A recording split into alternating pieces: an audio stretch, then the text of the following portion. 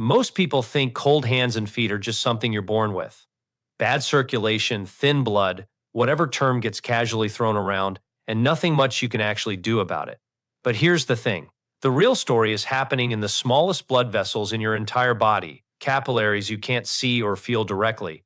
And there's a specific daily habit that has been shown to directly retrain how those vessels respond, often within just a few weeks. Stick with me here because I want to walk through the actual mechanism, then give you a complete, practical protocol. Let's talk about peripheral vasoconstriction and why your hands and feet specifically bear the brunt of it. Your body has a built-in temperature regulation system, and when it needs to conserve core heat, whether because you're actually cold, stressed, or simply have naturally reactive blood vessels, it constricts blood vessels in your extremities first. Your hands, feet, fingers, and toes, redirecting blood flow toward your vital organs and core. This is a completely normal protective mechanism. The problem arises when this constriction response becomes exaggerated, overly sensitive, or slow to reverse itself once the triggering cold or stress has passed. Here's what this feels like day to day. Hands and feet that feel noticeably cold even in a comfortably warm room. Fingers that take an unusually long time to warm back up after being outside briefly. A general sense that your circulation just doesn't respond the way it seems to for other people around you. Sound familiar? Most people respond to this by simply layering up, wearing thicker socks and gloves, and accepting it as an unchangeable trait. And here's the problem with that approach alone. While staying warm is genuinely helpful in the moment, it doesn't address the underlying reactivity of those peripheral blood vessels, meaning the same overreaction happens again the next time you're exposed to cold or stress, without any improvement in the underlying pattern over time. Okay, here's the good news. There's a specific daily habit combining rhythmic movement and controlled temperature exposure that has been shown in research to improve peripheral blood flow and reduce this exaggerated constriction response over time. Ready? Let's get into it. The key concept here is nitric oxide-mediated vasodilation and how it can be trained through a combination of muscle contraction and temperature contrast. Here's the analogy I like to use. Think of the tiny blood vessels in your hands and feet like a network of narrow garden hoses connected to a central water supply. When everything is working well, those hoses can widen and narrow smoothly and quickly in response to need, delivering water exactly where and when it's needed. But if those hoses become overly prone to clamping shut and slow to reopen, water delivery to the far ends of that network, your fingertips and toes, becomes unreliable and often insufficient, even when there's plenty of water available at the source. Here's the mechanism, step by step. Nitric oxide is a signaling molecule produced by the cells lining your blood vessels, and it triggers the smooth muscle and vessel walls to relax, allowing the vessel to widen, a process called vasodilation. Rhythmic muscle contraction, like the ankle pumps and hand exercises we'll discuss shortly, directly stimulates nitric oxide production in the blood vessels supplying those specific muscles.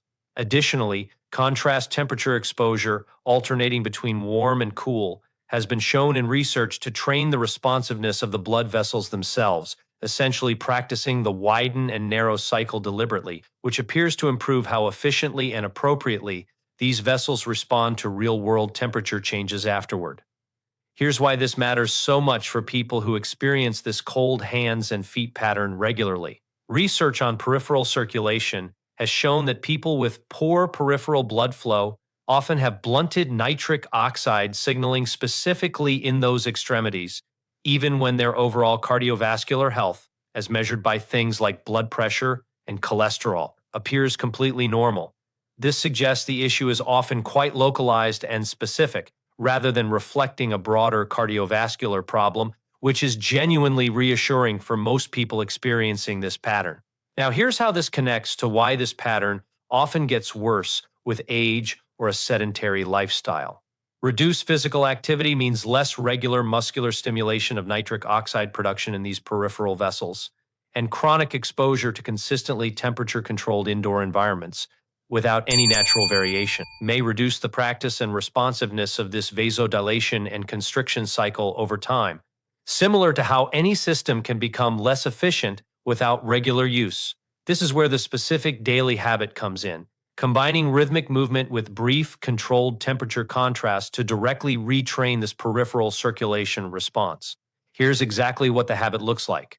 Start with 2 minutes of rhythmic movement, specifically targeting your hands and feet, ankle circles and pumps, alternating flexing and pointing your feet, and for your hands, making a fist and fully spreading your fingers repeatedly, continuously, for the full 2 minutes.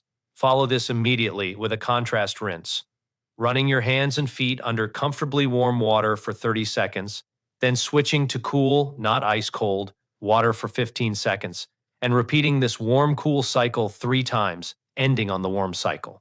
Research on contrast temperature exposure for circulation has shown measurable improvements in peripheral blood flow and skin temperature recovery time following cold exposure in people who practice this kind of alternating exposure consistently over several weeks, compared to those who did not. My tip: do this once daily, ideally in the morning, since it also has the pleasant side effect of helping you feel more alert and awake, similar to how a cold shower affects some people, but in a much gentler, more targeted, and more comfortable way for those who find full cold exposure unpleasant or difficult to tolerate. Now, let's talk about why the specific combination of movement and temperature contrast works better than either one alone, because this distinction matters for getting real results. Movement alone provides the muscular stimulus for nitric oxide production, but temperature contrast specifically trains the responsiveness and speed of the vessel's widen and narrow cycle itself, which is the part that tends to be sluggish or overreactive in people experiencing chronic cold hands and feet. Doing both together addresses the mechanism from 2 complementary angles rather than relying on just one. That said, if the contrast rinse feels uncomfortable or impractical for you, the rhythmic movement portion alone still provides meaningful benefit and is a completely reasonable place to start, gradually adding the temperature contrast once the movement habit itself feels comfortable and established. Let's talk about a few other factors that influence this same peripheral circulation system, since this habit doesn't operate entirely in isolation from the rest of your daily patterns. Caffeine deserves a specific mention here, since it has a mild vasoconstricting effect in some people, meaning excessive intake, particularly later in the day, may compound an already sensitive peripheral circulation pattern. This doesn't mean eliminating caffeine entirely, but being mindful of total intake, particularly if you notice your cold hands and feet pattern seems worse on days with heavier caffeine consumption, is worth paying attention to. Nicotine has a considerably stronger vasoconstricting effect and is well documented in research to significantly impair peripheral circulation, both acutely after use and, with chronic use, through longer-term changes to blood vessel function. If you experience significant cold hands and feet, and also use tobacco or nicotine products, this is likely a meaningfully larger factor than most other variables discussed in this video. Iron deficiency is worth mentioning too, since low iron can contribute to a related but mechanistically distinct cause of feeling cold, through reduced oxygen carrying capacity in your blood rather than a purely vascular reactivity issue. If your cold hands and feet are accompanied by fatigue, paleness, or other symptoms, it's reasonable to ask your doctor for a simple blood test to rule this out as a contributing factor. Now, if you're finding this helpful, this is exactly the kind of thing I like breaking down on this channel, taking apart the real mechanisms behind everyday physical experiences, not just generic advice to wear warmer socks without addressing the underlying circulation pattern itself. So if you haven't already, go ahead and subscribe because there's a lot more of this coming. Let's talk about diet and nitric oxide support more broadly, since certain foods directly support the same pathway we've been discussing throughout this habit. Foods rich in dietary nitrates like beets and leafy greens get converted in your body into nitric oxide through a well-studied pathway, supporting the same vasodilation mechanism this daily habit is designed to train. Similarly, foods containing L-arginine and L-citrulline, amino acids found in nuts, seeds, and watermelon respectively, serve as direct building blocks for your body's own nitric oxide production. Incorporating these foods regularly complements the daily movement and temperature habit rather than replacing it. Let's talk about exercise more broadly too, since regular cardiovascular activity, even moderate walking, has been shown to improve overall vascular function and nitric oxide signaling throughout your entire circulatory system over time, not just in the specific window immediately following the 2-minute daily habit we've focused on today. Let's talk about stress too, since chronic stress activates your sympathetic nervous system, the same system responsible for that protective peripheral vasoconstriction response we discussed at the beginning of this video. People under significant chronic stress often report their cold hands and feet pattern is noticeably worse during particularly stressful periods, which lines up with this mechanism directly. Stress reduction practices, a short walk, deep breathing, consistent sleep, all support a calmer baseline sympathetic nervous system tone, which in turn supports less exaggerated peripheral constriction. Let's talk timeline, because I want to be realistic here rather than promising instant results. Some people notice a subjective difference in how quickly their hands and feet warm back up after cold exposure within 1 to 2 weeks of consistent daily practice, since the acute vasodilation response to the movement and temperature contrast can improve relatively quickly with regular practice. More substantial, measurable improvements in baseline peripheral circulation tend to build over 4 to 6 weeks of consistent daily practice as the underlying vessel responsiveness gradually retrains itself. This isn't a replacement for medical evaluation if your cold hands and feet are severe, accompanied by color changes like white or blue fingertips, numbness, pain, or open sores, which could indicate a more specific circulatory condition requiring direct medical attention rather than general lifestyle habits alone. Let me answer a few common questions, since I know these will come up. First, could this be a sign of something more serious, like Raynaud's phenomenon? It's possible, and Raynaud's phenomenon specifically involves a more pronounced, often color-changing constriction response, typically triggered quite suddenly by cold or stress. If your symptoms include distinct color changes in your fingers or toes, white, then blue, then red as blood flow returns, it's worth discussing this specifically with your doctor, since Raynaud's can sometimes be associated with other underlying conditions that benefit from proper medical evaluation and, in some cases, specific treatment beyond general circulation habits. Second, is cold water in the contrast rinse actually necessary, or can I just do warm water? The contrast between warm and cool is what specifically trains the responsiveness of the widen and narrow cycle in your blood vessels.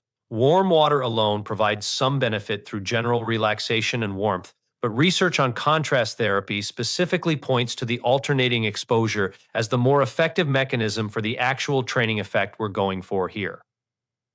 Third, can I do this habit if I have any underlying cardiovascular conditions? If you have any diagnosed cardiovascular condition, particularly anything involving blood pressure regulation or peripheral artery disease specifically, check with your doctor before starting a contrast temperature protocol, since the temperature-induced vessel constriction and dilation cycle, while generally very safe for most people, should be cleared by your doctor first given your specific individual circumstances and any medications you may be taking. So here's the bigger picture I want you to walk away with. This was never just about wearing warmer socks or accepting cold hands and feet as an unchangeable trait you were simply born with. It's about a specific, trainable mechanism, nitric oxide-mediated vasodilation in your peripheral blood vessels, that responds directly to rhythmic movement and controlled temperature contrast.